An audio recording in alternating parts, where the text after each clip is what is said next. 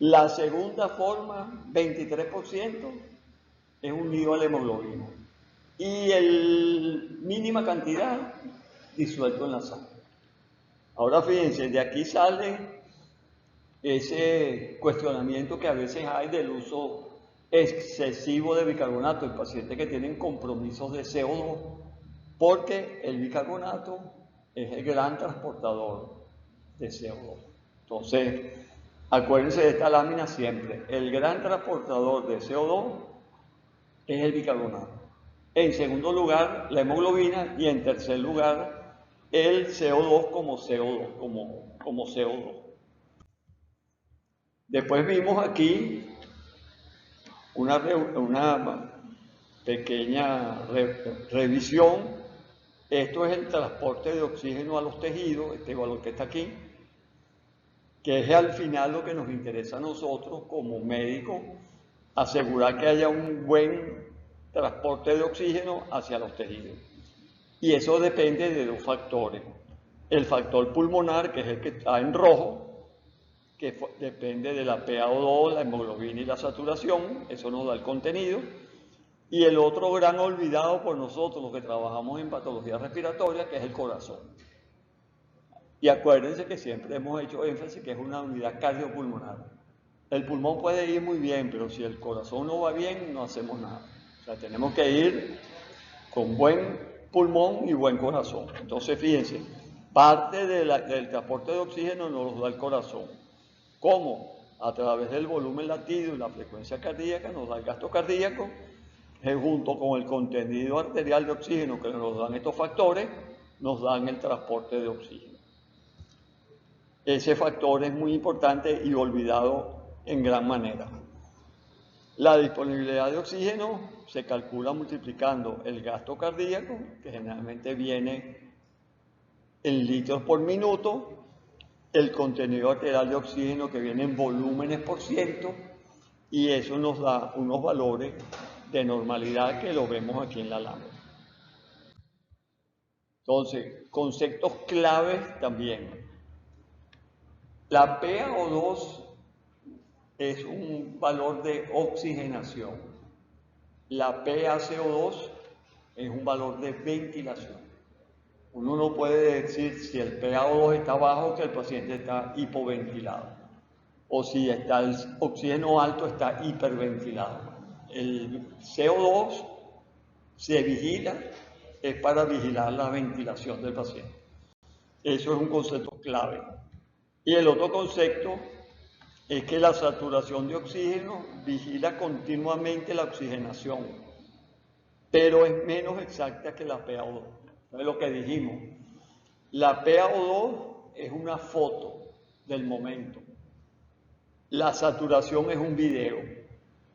Entonces el video le da la saturación todo el tiempo del paciente. La PaO2 es cuando usted tomó la muestra en la mano. Ese momento es el que usted dice, tenía 80 de PaO2, pero en el minuto siguiente puede tener 40. Es como los electrocardiogramas, porque uno toma un electrocardiograma ahorita y es normal. Y a los 5 minutos, dolor en el pecho, se cambió todo el electro. No, pero es un electro normal, no. En ese momento, pues es una foto. En cambio, cuando usted tiene monitoreo electrocardiográfico continuo, es otra cosa. Entonces, acuérdense que ahora, la saturación de oxígeno se provoca, era buen indicador de oxigenación cuando el COVID, la mayoría de los pacientes se manejó fue con saturación de oxígeno. Eso significó como que la saturación pasara de categoría y actualmente se considera un signo vital. Actualmente ya no son 4 sino 5.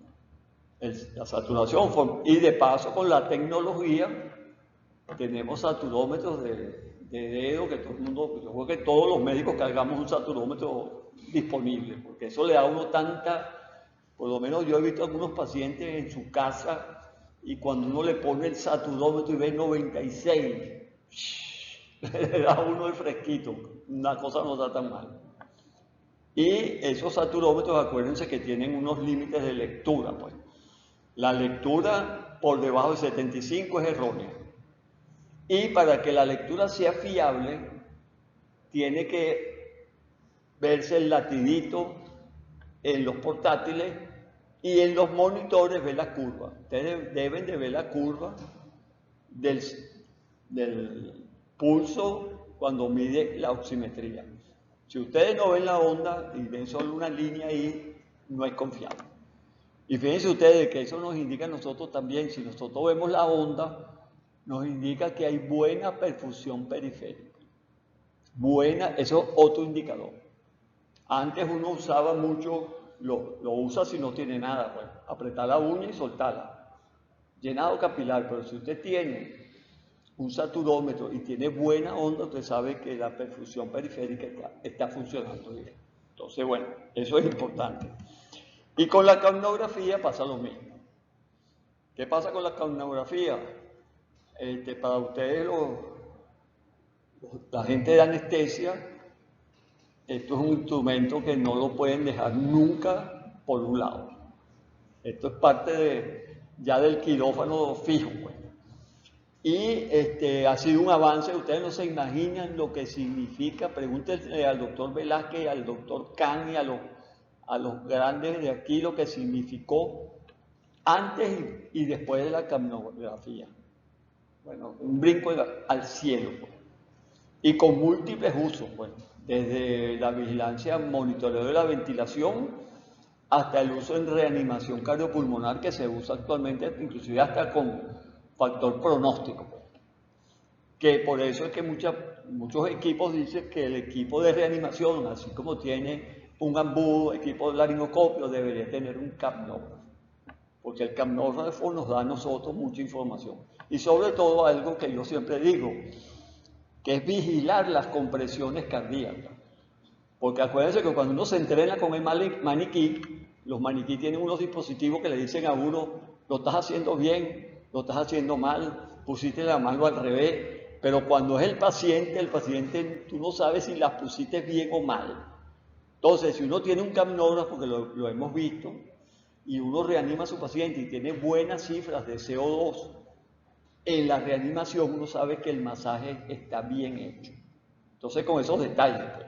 Ahora, claro, lo que hay que tener claro es que el definitivo es el PaCO2, ese es el definitivo. Pero otra vez volvemos, es una foto. Es una foto. A cambio, la capnografía es continua. Usted, y es lo que generalmente uno pudiera decir, bueno, mira, yo voy a empezar con este paciente en terapia intensiva y yo le hago su gasometría. Siempre hay una diferencia entre el arterial y el expirado.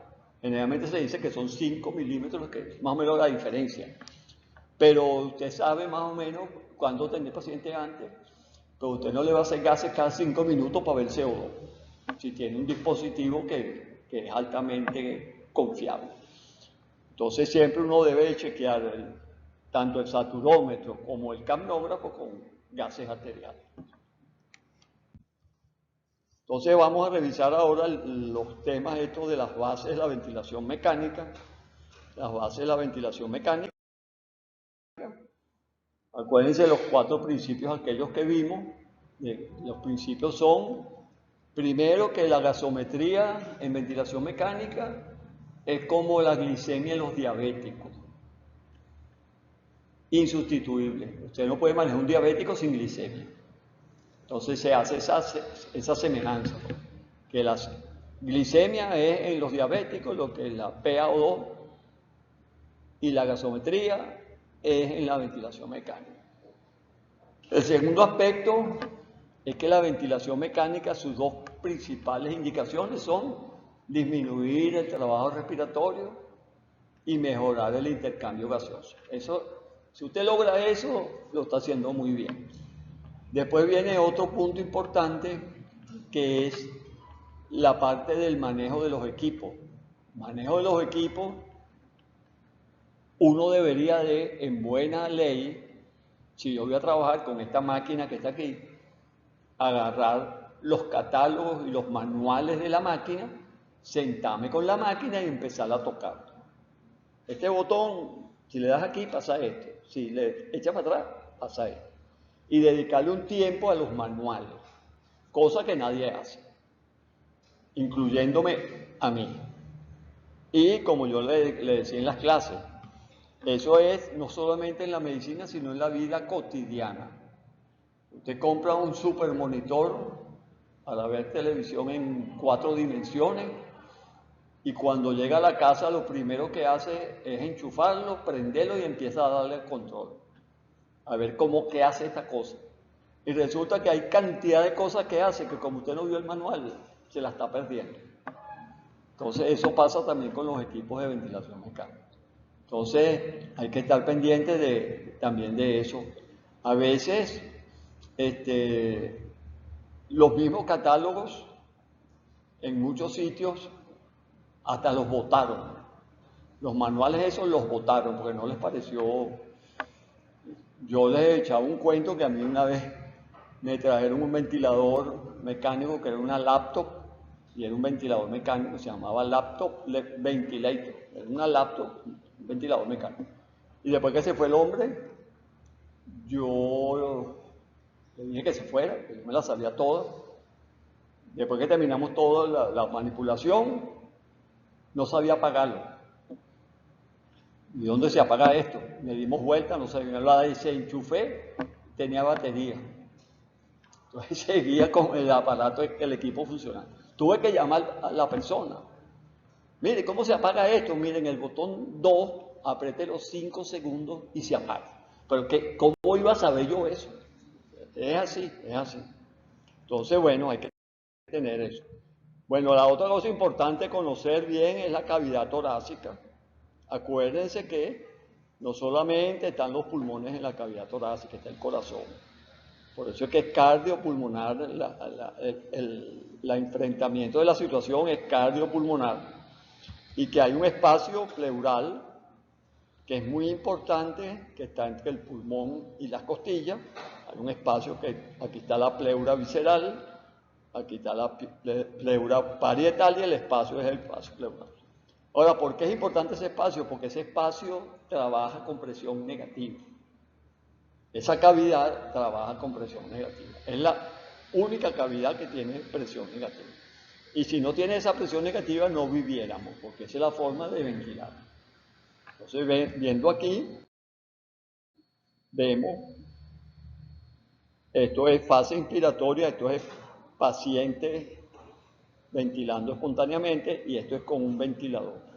¿Cómo se hace la inspiración normal? Se genera presión negativa en el espacio pleural y eso hace un efecto de succión y el paciente mete el aire dentro de los pulmones.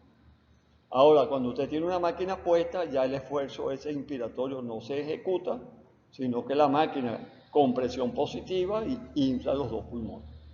Esa es la diferencia importante, que uno requiere presión negativa y el otro no requiere la presión negativa. Y si lo vemos aquí, fíjense, la inspiración empieza con menos 5 de presión negativa y al final de la inspiración hay menos 10 de presión negativa. En la ventilación con la máquina empezamos en menos 5 aquí como aquí, menos 5, pero la máquina como da presión positiva, la presión pleural llega un momento en que se hace positiva por efecto de la presión que le da la máquina al sistema. Y cuando viene la fase expiratoria, en la fase expiratoria, tanto en la espontánea como en la mecánica, la expiración es por elasticidad pulmonar y de la caja torácica, porque la máquina no le saca el aire al paciente. Solamente hay un equipo de ventilación mecánica que le saque el aire al paciente, pero yo creo que en Venezuela no queda ninguno. En una época hubo varios equipos que son lo que llaman ventilación oscilatoria. Esos equipos como si hacen tanto inspiración como expiración. Pero los ventiladores normales que tenemos en todas partes no hacen la fase expiratoria. La fase expiratoria la hace el paciente. Entonces vamos a ver aquí, en esta simulación, cómo entra el aire, vence la resistencia esta del pulmonar, vemos cómo se infla y aquí cómo lo hace el ventilador. Entonces fíjense, el paciente para meter aire tiene que hacer fuerza muscular con estas dos flechas aquí vencer esta elasticidad de los tejidos, y aquí viene la fase inspiratoria. Después viene la fase expiratoria, que no requiere ningún músculo, y ustedes la van a ver aquí, la fase expiratoria. Esto sería inspiración normal y expiración normal. Vamos a verla ahora. Fíjense, viene la inspiración, aquí viene la inspiración, bota el aire del paciente, viene ahora una nueva inspiración con presión negativa y viene una expiración con positiva. Y fíjense que para entrar el aire normalmente dentro de los pulmones, los músculos inspiratorios tienen que hacer su fuerza, diafragma e intercostales externos, y cuando viene el vaciamiento se hace porque el pulmón es elástico. Aquí lo vamos a ver, la diferencia que hay en la curva espontánea con la curva del ventilador, fíjense. Cuando el ventilador actúa, se produce presión positiva.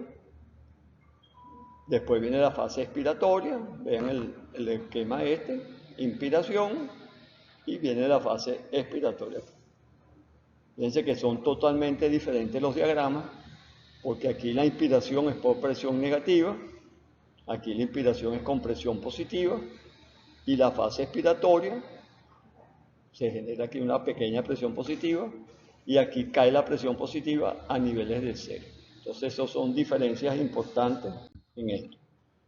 Aquí vamos a ver ahora otro cambio cardiovascular que tienen que manejar ya definitivamente, que es que el retorno venoso en la ventilación espontánea que tenemos todos nosotros se hace en inspiración, y el retorno venoso en ventilación mecánica se hace en expiración.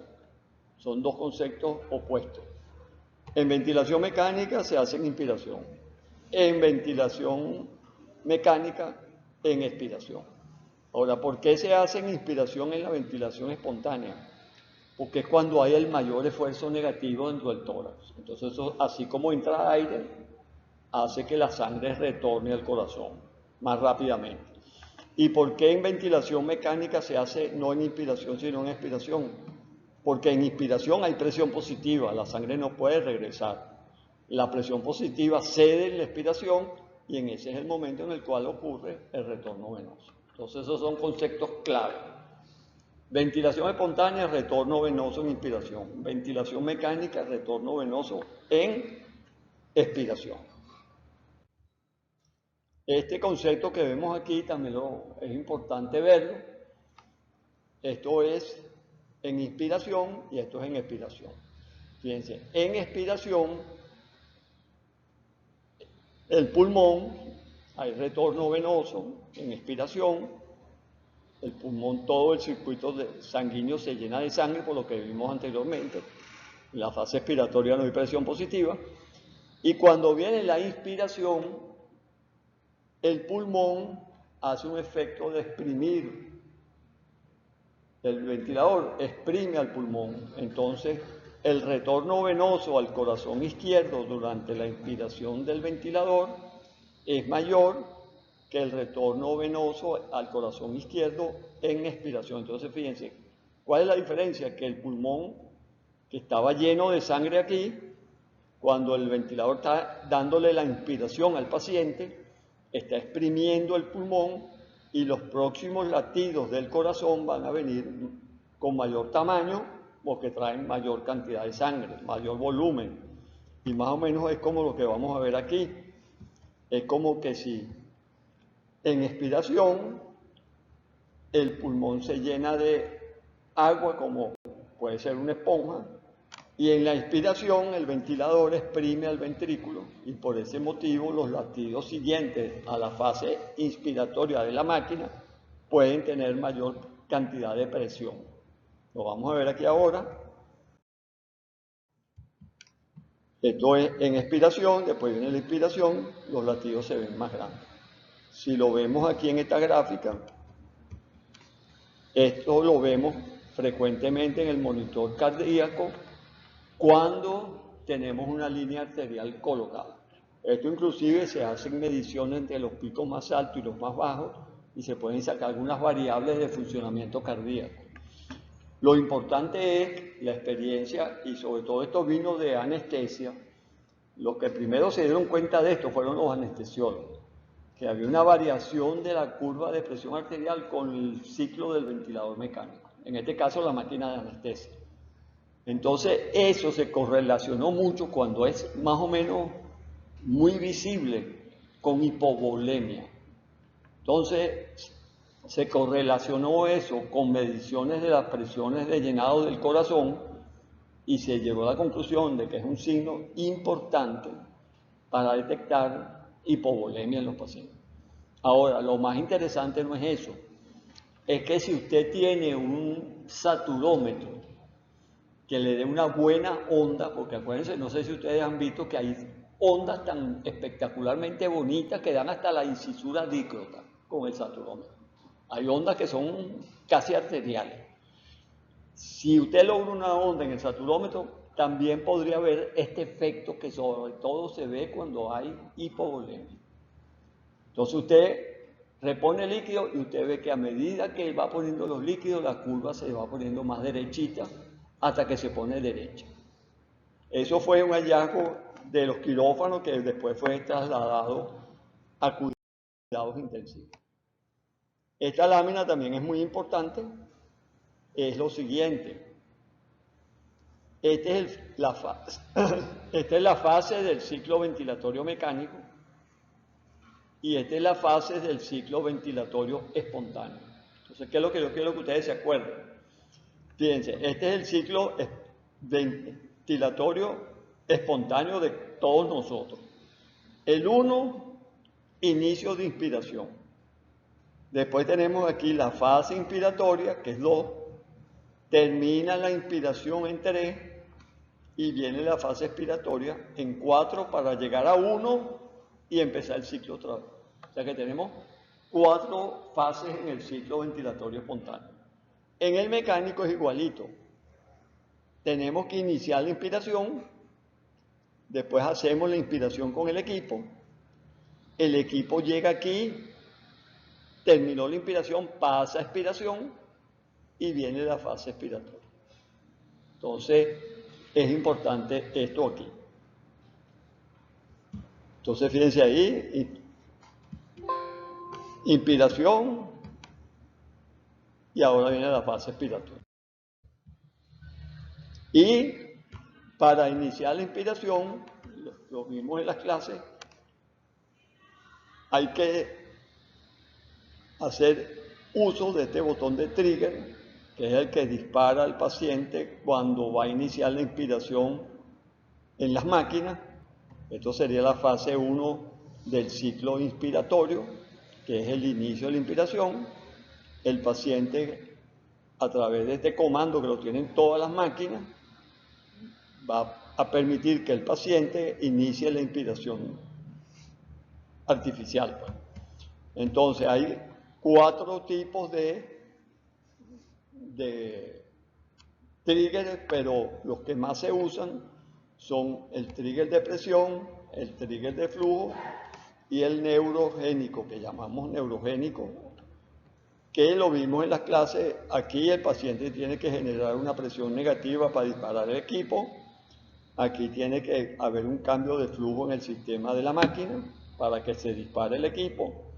Y aquí, detectando la electricidad del diafragma a través de un catéter, podemos detectar e iniciar la inspiración. Cuando la inspiración la inicia el paciente, es ventilación asistida. Cuando la inspiración la inicia la máquina, es ventilación controlada.